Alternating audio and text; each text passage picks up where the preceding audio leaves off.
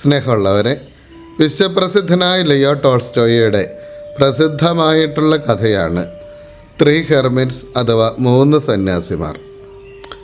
ഒരു വിദൂരമായിട്ടുള്ള ദ്വീപിൽ 3 വിശുദ്ധരായ സന്യാസിമാർ താമസിക്കുന്നുണ്ട് എന്ന് മനസ്സിലാക്കിയ ആ പ്രദേശത്തെ മെത്രാൻ ദീർഘമായിട്ടുള്ള ദൂരം യാത്ര ചെയ്ത് അവരുടെ ഈ ഒറ്റപ്പെട്ട ദ്വീപിലുള്ള സന്യാസാശ്രമത്തിൽ എത്തിച്ചേർന്നു. അവിടെ ചെല്ലുമ്പോൾ മെത്രാന് മനസ്സിലായി ഈ സന്യാസിമാർക്ക് പ്രാർത്ഥനയുടെയോ ദൈവശാസ്ത്രത്തിൻ്റെയോ ബാലപാഠങ്ങൾ പോലും അറിയില്ല. അതുകൊണ്ട് മെത്രാൻ പണിപ്പെട്ട് അവരെ സ്വർഗസ്ഥനായ പിതാവ് മുതലുള്ള പ്രാർത്ഥനകൾ പഠിപ്പിച്ചു. അവർക്ക് ആകപ്പാടെ അറിയാവുന്ന പ്രാർത്ഥന ഇത്ര മാത്രമേ ഉള്ളൂ. അവരെപ്പോഴും എന്നും എല്ലാ സമയത്തും ഇങ്ങനെ പ്രാർത്ഥിച്ചിരുന്നു: ദൈവമേ, അങ്ങ് 3, ഞങ്ങൾ 3, കരുണയായിരിക്കണമേ.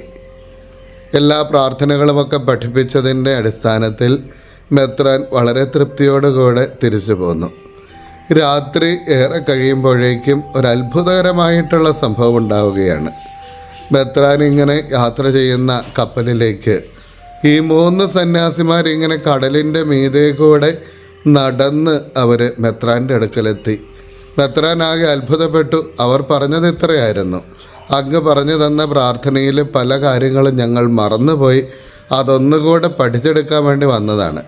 മെത്രാൻ അവരോട് പറയും: നിങ്ങളുടെ ലളിതമായിട്ടുള്ള ഈ പ്രാർത്ഥന, ദൈവമേ, അങ്ങ് 3, ഞങ്ങൾ 3, കരുണയായിരിക്കണമേ, ഇതാണ് ശക്തമായിട്ടുള്ള പ്രാർത്ഥന. അതുകൊണ്ട് മറ്റു പ്രാർത്ഥനകളൊന്നും നിങ്ങൾ പഠിക്കണമെന്നില്ല, ഈ ഒരു പ്രാർത്ഥന തന്നെ നിങ്ങൾ ചൊല്ലിയാൽ മതി എന്ന് മെത്രാൻ അവരെ അറിയിക്കുകയാണ്. ഏറ്റവും ലളിതമായിട്ടുള്ള പ്രാർത്ഥന, എന്നാൽ ഏറ്റവും സങ്കീർണമായിട്ടുള്ള ആശയം അത് ത്രിത്വൈക ദൈവത്തെ സംബന്ധിച്ചാണ്. ദൈവമേ, അങ്ങ് 3, ഞങ്ങളും 3, ഞങ്ങളുടെ മേൽ കരുണയായിരിക്കണമേ എന്ന് സന്യാസിമാർ പ്രാർത്ഥിച്ചത് പരിശുദ്ധ ത്രിത്വത്തിൻ്റെ മഹത്വം അറിഞ്ഞിട്ടും ആ മഹത്വത്തിൻ്റെ വെളിപ്പെടുത്തലിനനുസരിച്ചുമായിരുന്നു. ഇന്ന് സഭയിൽ പരിശുദ്ധ ത്രിത്വത്തിൻ്റെ തിരുനാൾ ആഘോഷിക്കുകയാണ്. എന്താണ് പരിശുദ്ധ ത്രിത്വം? പരിശുദ്ധ ത്രിത്വത്തെ പറ്റി സംക്ഷേപ വേദാർത്ഥം എന്നുള്ള സഭയിലെ അടിസ്ഥാനപരമായിട്ടുള്ള മതബോധന പുസ്തകത്തിൽ നമ്മുടെയൊക്കെ പൂർവികർ ഏതാണ്ടൊരു 2-3 നൂറ്റാണ്ടുകൾ പഠിച്ച പുസ്തകം. 1772 ഈ പുസ്തകം റോമിൽ എഴുതപ്പെട്ടത്. മലയാളത്തിലെ ആദ്യത്തെ അച്ചടിച്ചൊരു പുസ്തകം. ഈ പുസ്തകത്തിൽ പരിശുദ്ധ ത്രിത്വത്തെ പറ്റി പറയുന്നതാണ് ഏറ്റവും ലളിതമായിട്ടുള്ളൊരു വ്യാഖ്യാനം, ഏറ്റവും നല്ലൊരു നിർവചനമായി തോന്നിയിട്ടുള്ളത്. അതിൽ പറയുന്നത് ഇപ്രകാരമാണ്: നമ്മുടെ ദൈവം ഏകനാണ് എന്നും ആ ദൈവത്തിൽ പിതാവ്, പുത്രൻ, പരിശുദ്ധാത്മാവ് എന്നിങ്ങനെ 3 ദൈവിക വ്യക്തിത്വങ്ങളുണ്ട് എന്നും ഈ വ്യക്തിത്വങ്ങൾ മൂപ്പിളപ്പങ്ങൾ കൂടാതെ സ്നേഹത്തിൽ ഒന്നായിരിക്കുന്നു എന്നുമുള്ള വിശ്വാസ പ്രഖ്യാപനമാണ് പരിശുദ്ധ ത്രിത്വം. നമ്മുടെ ദൈവം ഒന്നേ ഉള്ളൂ. ആ ഒരു ദൈവത്തിൽ പിതാവ്, പുത്രൻ, പരിശുദ്ധാത്മാവ് എന്നിങ്ങനെ 3 ദൈവിക വ്യക്തിത്വങ്ങളുണ്ട്. ഈ വ്യക്തിത്വങ്ങൾക്ക് ആരാണ് വലുത്, ആരാണ് ചെറുത്, ആരാണ് മൂത്തത്, ആരാണ് ഇളയത് എന്നുള്ള ഒരു തരത്തിലുള്ള വ്യത്യസ്ത ചിന്തകളില്ല, അങ്ങനെയുള്ള കാര്യങ്ങളുമില്ല. എപ്പോൾ പിതാവുണ്ടായിരുന്നു അപ്പോഴൊക്കെ പരിശുദ്ധാത്മാവും പുത്രനും ഉണ്ട്. എപ്പോഴൊക്കെ പുത്രനുണ്ടായിരുന്നു അപ്പോഴൊക്കെ പിതാവും പരിശുദ്ധാത്മാവും ഉണ്ട്. എപ്പോഴൊക്കെ പരിശുദ്ധാത്മാവ് ഉണ്ടായിരുന്നവോ അപ്പോഴൊക്കെ പിതാവും പുത്രനുമുണ്ട്. ആരാണ് മൂത്തത്, ആരാണ് ഇളയത്, ഇങ്ങനെയുള്ള വ്യത്യസ്തങ്ങളില്ലാതെ സ്നേഹത്തിലൊന്നായിരിക്കുന്നു എന്നുള്ള വിശ്വാസ സത്യമാണത്. സഭയിൽ വിശ്വാസ സത്യം, ഈ വിശ്വാസ സത്യം യേശുവിൽ നിന്ന് ലഭിച്ചതാണ്. യേശുവിൻ്റെ കാലം കഴിയുമ്പോൾ തന്നെ അപ്പസ്തോലന്മാർ ഇതിനെ രൂപപ്പെടുത്തുകയും ചെയ്തിട്ടുണ്ട്. അവർക്കിത് കിട്ടിയത് എവിടെ നിന്നാണ്? സഭയ്ക്ക് കിട്ടിയത് അപ്പസ്തോലന്മാരിൽ നിന്ന്. അപ്പസ്തോലന്മാർക്ക് കിട്ടിയത് എവിടെ നിന്ന്? ഒന്നാമതായിട്ട് യേശുവിൻ്റെ വാക്കുകളിൽ നിന്ന് തന്നെയാണ്. യേശു പറയുന്നുണ്ട്: നിങ്ങൾ ലോകമെങ്ങും പോയി വിശ്വസിക്കുന്നവർക്ക് മാമോദീസ കൊടുക്കണം. എങ്ങനെ? പിതാവിൻ്റെയും പുത്രൻ്റെയും പരിശുദ്ധാത്മാവിൻ്റെയും നാമത്തിൽ. യേശു എപ്പോഴും പറയും, ഞാനും പിതാവും ഒന്നാണ്. പിതാവ് ചെയ്തു കാണുന്നതല്ലാതെ പുത്രനൊന്നും പ്രവർത്തിക്കാൻ പറ്റില്ല. പുത്രൻ പിതാവിനെ അറിയുന്നു, പിതാവ് പുത്രനെ അറിയുന്നു. ഇങ്ങനെ പിതാവും താനും ഒന്നാണ് എന്നും താൻ പിതാവായ ദൈവത്തിൻ്റെ മകനാണ് എന്നും പഠിപ്പിച്ചത് കൊണ്ടാണ് യേശു പീഡ സഹിക്കേണ്ടി വരുന്നത്, യേശുവിനെ വിചാരണയ്ക്ക് വിധേയനാക്കുന്നത്, യേശു കൊല്ലപ്പെടുന്നതും ഈ ഒരു കാര്യം അത് വ്യക്തതയോടുകൂടെ പഠിപ്പിച്ചതുകൊണ്ടാണ് താൻ ദൈവത്തിൻ്റെ പുത്രനാണ് എന്നും താനും ദൈവവും ഒന്നാണ് എന്നും പറഞ്ഞതുകൊണ്ട്. ഈശോ വേണ്ടി യോഹന്നാൻ്റെ സുവിശേഷത്തിൽ പറയുന്നുണ്ട്, ദൈവം ആത്മാവാണ്, പരിശുദ്ധാത്മാവും ദൈവമാണ്, പിതാവും പുത്രനും ഒന്നായിരിക്കുന്നു എന്നുള്ള കാര്യം അത് യേശു പറയുകയും യേശു അതിനു വേണ്ടിയിട്ട് കൊല്ലപ്പെടുകയും ചെയ്തു. ശിഷ്യന്മാർ ഇതിന് സാക്ഷികളാണ്. ശിഷ്യന്മാരുടെ കാലമാകുമ്പോഴേക്കും യേശു പറഞ്ഞ ദൈവം തന്നെ ആയിട്ടുള്ള പരിശുദ്ധാത്മാവ് അവരുടെ ഇടയിലേക്ക് ഇറങ്ങി വരികയും ആത്മാവ് ഒരു വ്യക്തിയെ പോലെ അവരെ നയിക്കുകയും ചെയ്യുന്നുണ്ട്. അവിടെ ശിഷ്യന്മാർക്ക് ബോധ്യമായി പിതാവും പുത്രനും മാത്രമല്ല പരിശുദ്ധാത്മാവും കൂടെയും ഈ ദൈവിക വ്യക്തിത്വത്തിലുണ്ട്. അതുകൊണ്ടാണ് പിതാവിൻ്റെയും പുത്രൻ്റെയും പരിശുദ്ധാത്മാവിൻ്റെയും നാമത്തിൽ മാമോദീസ കൊടുക്കണമെന്ന് യേശു കൽപ്പിച്ചത്. അപ്പസ്തോലന്മാർ അവരുടെ അനുഭവം കൂടി ചേർത്തിട്ട് ഒരു ത്രിത്വിക ദൈവാനുഭവത്തെയാണ് അവർ മനസ്സിലാക്കിയതും അനുഭവിച്ചതും അതുതന്നെയാണ് അവർ പഠിപ്പിച്ചതും. പിന്നീട് കാലങ്ങളായിട്ട് സഭയിൽ പരിശുദ്ധാത്മാവിൻ്റെ വിവേചനത്താൽ തന്നെ അധ്യാപനത്താൽ തന്നെ ഈ കാര്യം വ്യക്തമായിട്ട് മനസ്സിലാക്കുകയും നമ്മുടെ പിതാക്കന്മാർ നമ്മളെ പഠിപ്പിക്കുകയും ചെയ്തു. ഈ ത്രിത്വം എന്നുള്ള യാഥാർത്ഥ്യം മനസ്സിലാക്കാൻ ശ്രമിക്കുന്നിടത്താണ് കുഴപ്പമുള്ളത്.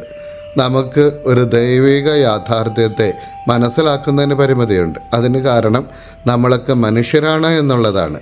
മനുഷ്യനെന്ന് പറഞ്ഞാൽ മാത്രം പോരാ, നമ്മൾ 3 ഡൈമെൻഷനിൽ ജീവിക്കുന്ന ആളുകളാണ്. നമുക്കാകെ മനസ്സിലാവുന്നത് നീളവും വീതിയും പൊക്കവും, ഇതാണ് 3 ഡൈമെൻഷൻ. ഇത് മാത്രമേ നമുക്ക് മനസ്സിലാവുകയുള്ളൂ. 4ാമതൊരു ഡൈമെൻഷനെ പറ്റി നമുക്കറിയാം, സമയമാണ് 4th ഡൈമെൻഷൻ. എന്നാൽ 30ലധികം ഡൈമെൻഷനുകളുണ്ട് എന്ന് തെളിയിക്കപ്പെട്ടിട്ടുണ്ട്. പക്ഷേ സമയത്തും കാലത്തിലും ജീവിക്കുന്ന നമുക്ക് ഇങ്ങനെയൊക്കെയുള്ള ഈ ഡൈമെൻഷനുകളെ മാനങ്ങളെ ഒന്നും നമുക്ക് മനസ്സിലാവില്ല. അതുകൊണ്ട് തന്നെയാണ് പല കാര്യങ്ങളും പ്രപഞ്ചത്തിലെ പല കാര്യങ്ങളും നമുക്ക് മനസ്സിലാകാതെ പോകുന്നത്. ഒരു തത്വത്തിനും മനസ്സിലാകാതെ, ഒരു തത്വത്തിനും കീഴിലാകാത്ത തരത്തിലുള്ള പല കാര്യങ്ങളും ഭൗതിക ശാസ്ത്രത്തിൽ തന്നെ ലോകത്തിലുണ്ട്. ഇങ്ങനെ ലോകം ഉരുത്തിരിയുന്നതിന് മുൻപേ എന്തായിരുന്നുവെന്നോ ലോകം ഉരുത്തിരിഞ്ഞ് ലോകത്തിൻ്റെ അവസാനമാകുമ്പോൾ എന്താണെന്നോ ഉള്ള കാര്യങ്ങളൊന്നും ഭൗതിക ശാസ്ത്ര നിയമങ്ങളിൽ പെടുന്നതല്ല. ഭൗതിക ശാസ്ത്രത്തിൻ്റെ നിയമങ്ങളിൽ പെടുന്നതാണ് നമുക്ക് മനസ്സിലാകുന്നതും. ദൈവിക യാഥാർത്ഥ്യം എന്നുള്ളത് അതിൻ്റെ അപ്പുറത്തേക്കുള്ളതാണ്. അതുകൊണ്ട് തന്നെയും നമ്മുടെ ചിന്തയ്ക്കല്ല, പിന്നെ നമ്മുടെ ഹൃദയത്തിൻ്റെ വസ്തുതയാണത്.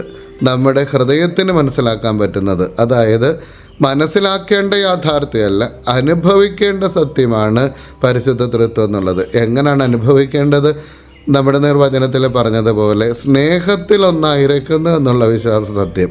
എപ്പോഴൊക്കെയും നമ്മൾ കൂടുതൽ സ്നേഹിക്കുന്നുവോ അപ്പോൾ നമുക്ക് ഒന്നാകുന്നൊരനുഭവം ഉണ്ടാകും. മാതാപിതാക്കൾ മക്കളെ സ്നേഹിക്കുമ്പോൾ, ഭാര്യ ഭർത്താക്കന്മാർ പരസ്പരം സ്നേഹിക്കുമ്പോൾ, കമിതാക്കൾ പരസ്പരം സ്നേഹിക്കുമ്പോൾ, അങ്ങനെ എവിടെയൊക്കെ സ്നേഹമുണ്ട് അവിടെയൊക്കെയും അതിർവരമ്പുകൾ ഇല്ലാതായിട്ട് തീരുന്നതും ഹൃദയങ്ങൾ ഒന്നാകുന്നതും ഒന്നായിരിക്കുന്ന ഒരനുഭവം സംജാതമാകുന്നതും നമുക്ക് മനസ്സിലാകും. നമുക്ക് സ്നേഹിക്കുക എന്നുള്ളതൊരു ഗുണം മാത്രമാണ്. നമുക്ക് സ്നേഹിക്കാൻ സാധിക്കും എന്ന് നമുക്കറിയാം. എന്നാൽ സ്നേഹിക്കുക എന്നുള്ളത്, സ്നേഹം എന്നുള്ളത് ഒരു സത്തയായിട്ട് കൊണ്ട് നടക്കുന്ന ദൈവത്തിന് ഒന്നായിരിക്കാതിരിക്കാൻ പറ്റില്ല എന്നുള്ളതാണ് യാഥാർത്ഥ്യം. സ്നേഹിക്കുന്ന നമുക്ക്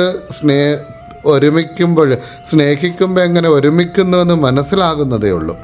എന്നാൽ സ്നേഹം തന്നെ സത്തയായിട്ടുള്ള ദൈവത്തിന് ഒന്നായിരിക്കാതിരിക്കാൻ പറ്റില്ല. കാരണം ദൈവത്തിൻ്റെ സത്ത സ്നേഹമാണ് എന്ന് പറഞ്ഞാൽ ദൈവം ത്രിത്വമാകുന്നത് ദൈവസ്നേഹമാകുന്നത് കൊണ്ടാണ്. ദൈവസ്നേഹമാകുന്നത് ദൈവം ത്രിത്വം ആകുന്നത് കൊണ്ടുമാണ്.